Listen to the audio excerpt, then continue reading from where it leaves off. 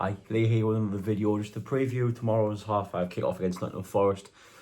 Sunderland going to the game unbeaten in the last 3 Premier League games and would like to follow up the tremendous point against Aston Villa with another good result here. A lot of change in Nottingham Forest.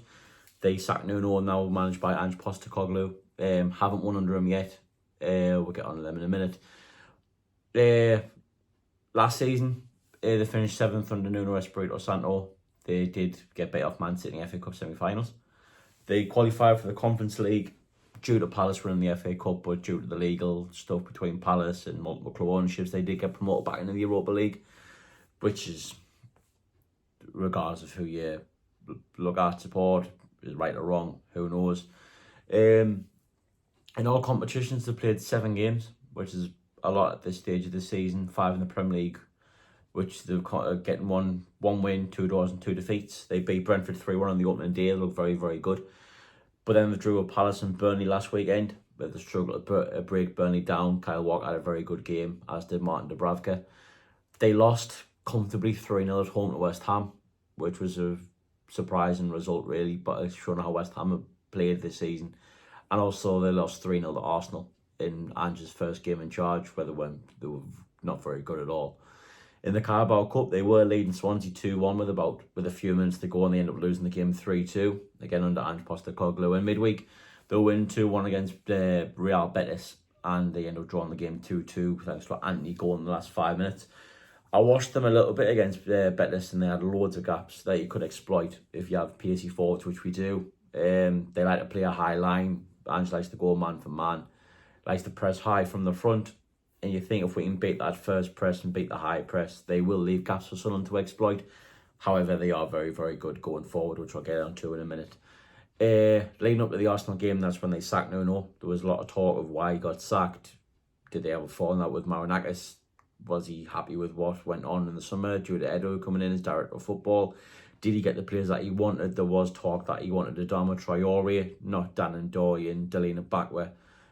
And when I'm not getting them, they ended up falling out. He said he was on different wavelengths, and obviously it came to the point where I think Marinakis came out on the Wednesday, said everything was fine. Then the Sunday was gone, and Ange came in not 13 hours later. And it's no surprise really they went for Ange Postecoglou. Apparently he has a very good relationship with Marinakis. Don't know where they've worked together before, but apparently he does. And they'll see Ange as that person who can take him to the next level. I thought he was harshly sacked at Spurs, to be honest. They've had plenty of managers in the time, and not one of them come, other than Mourinho, getting to a final before he was sacked, came anywhere near to winning a trophy at Spurs, and he went and won it last season. And yes, they were shocking in the Premier League, but his job was to get him in the Champions League and win a trophy, and he did. And he got sacked for it, but that's a Daniel Levy thing to do. Enough about Tottenham. The danger men for Nottingham Forest, they've got very, very good players. Honourable mentions. First, I said Dan and Doy, signed for big money for Bologna. There was talk either Bologna were going to sell him to Forest or Lusumi to us to make way for money coming in, and they sold in Doy to Bologna, and so far John Lusumi is still a Bologna player, and he's not a Sunderland player.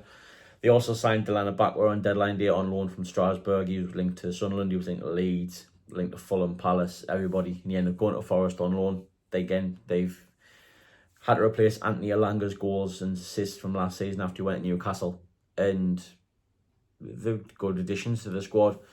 3 danger men picked out. Morgan Gibbs-White's their main man, and he came very close to joining Spurs, and they had that whole announcement of signing a new contract thing where he felt like he had a gun in his back saying you have to sign this contract, or he's getting paid handsomely. His release clause has been taken away from his contract.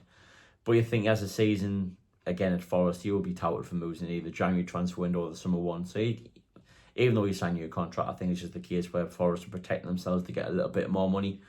Apparently he hasn't played particularly well this season. He's been a bit iffy. He started off really well against Brentford, but he hasn't really lived up to them standards since. He did get 7 goals from midfield last season and obtained amount of assists. He is Forest's captain, and he's their main man, and you let him control and dictate the game, he will let you. Another one is Elliot Anderson. He was a £13.5 million signing from Newcastle last summer, and he's just gone from strength to strength since he's gone to Forest. He's a tireless midfielder, covers every blade of grass. Again, like Gibbs-White, can control a game if you allow him to. he's been their leading light. He's been the shining light for Forest this season. Elliot Anderson. He was very, very good on Wednesday night against Betis. He's probably their best player, and he's established himself as an England regular. Has Anderson, and as you say, the Newcastle fans sit there in the gutter that he left, and you would be, because does he get in their midfield? I think he probably does get in Newcastle's midfield. And he's a very, very good footballer. And Noah Siddiqui and Granit Xhaka and whoever we decide to play in midfield alongside them two will have their hands full with Gibbs White and Elliot Anderson. That's without the sign of Douglas Luiz as well. The third one I've gone for is a bit of an iffy one, so I don't know if he's going to play, but it's Igor Jesus. I was very, very impressed with him on Wednesday night against Real Betis. He signed from Botafogo in the summer for £10 million. He's very quick, he's dangerous, he likes to press from the front. He came off the bench against Burnley last week, if I remember rightly, and though he impressed enough to get the start Wednesday, he scored twice. A lot of Forest fans are rating him very, very highly, but does he displace Chris Wood? I think under Ange's style he probably does, because with it being a high pressing team and like to get high up the pitch, is Chris Wood that centre forward you really need for a high pressing team? And look, Chris Wood did wonders last year for Nottingham Forest, but every new manager comes in, has their own ideas, and has their own players that they see fit to get into the team. He is who's probably fit their style more than Chris Wood. But again, I wouldn't be surprised if Ange goes with the experience of Wood over Jesus. And Jesus has to impact the game from the bench. But no, we'll have to wait and see. Another few honourable mentions. You've got Nico Williams, who plays right back.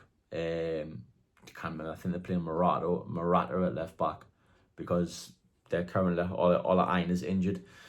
I haven't seen Ange's press conference. There was talk of Murillo being injured and Milenkovic being injured. If they are, that's massive for us, because they could have gotten into any team in the Premier League last year. Milenkovic and Murillo. There was talk of Murillo going elsewhere. He didn't. He's still at Forest. He missed midweek due to injury, but apparently it was touch and go whether he could make Burnley or not. So, yeah, Matt, I haven't read his press conference, and I'll probably turn this off and stop recording, and it'll be all over Twitter that he's fit to play, as well as Milenkovic. There was talk of a hamstring injury, but apparently it was just cramp. And you got Matt Sells in goal. Another former Newcastle player, did particularly really well. He did really well last season at Forest. And I'd say they're a very, very good team. I think we're getting to a stage now where every team's a good team in the Premier League, which it is. And every game's tough.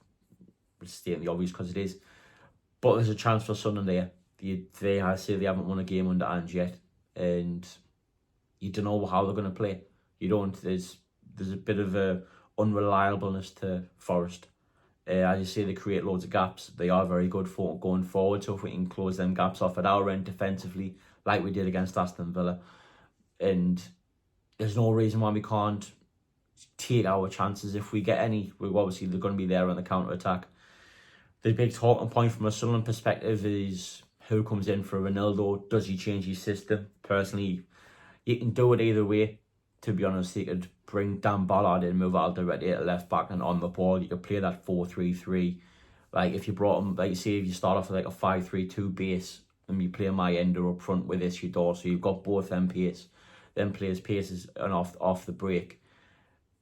And when you have the ball, you could alternate to a 4-3-3 like he likes. You play a Talby left wing back, he could cover left wing. Mayenda could cover right wing. I think he'll play it safe though. I think he really do. I can't see him changing his system. You just saw how well Dan Ballard played last week, and you got to think, a game like this, you'd want your best defenders on the pitch to try and block the goal out, and Dan Ballard is arguably our best defender. But then you don't break up the partnership with Mukiele and Alderete if he is going to play a back four. One plus for Sunderland is Luke O'Nien is fit, and it wouldn't surprise me at all if Luke O'Nien started at left back on Saturday. It wouldn't surprise us at all. Other than that, you're looking at Masuaku. Could you play Gertrude and play Hume left back? I don't know. It's Hume looked out of place playing left back in the Championship, never mind the Premier League. So I don't know about that. Could Gertrude play midfield? You'd never know. And it's a difficult decision for Reggie to have, but it's a good one to have the options that you have in the squad where you could change it up. Like Chris Wright did nothing particularly wrong against Aston Villa. So does he deserve another chance? Or is he more suited to play a home game? Like, you look in 2 weeks' time against Wolves, is he more suited to start that game at home to Wolves than he is away to Forest or Manchester United? So we'll have to wait and see. Obviously, it's on the telly. I'll be watching it in the house. Hope everyone enjoys it if they go out of the club. Hope everyone has a safe journey down. My score for the game, I don't like predicting Sunderland to get beat, but sometimes I will have to. But in this case, I am going to go 1-1. If you like the previous video about the league staff questions, I will give my answer to that on Sunday or Monday whenever I do my review show for the Forest game. Have a few days to think about it. Have a few more days for yourselves to think about it. Give us a bit more feedback. And just thank you for all the likes and subscribes, views on my videos. I really do appreciate it. It means I don't do this for nothing. That people like it and watch it.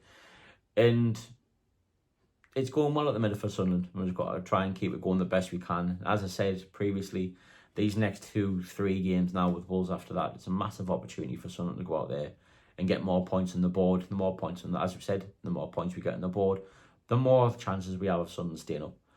Enjoy your weekend. Safe journey down for the people who are travelling to Nottingham Forest and back. Hope you enjoy the game. Bring the points back with you. How are the lads?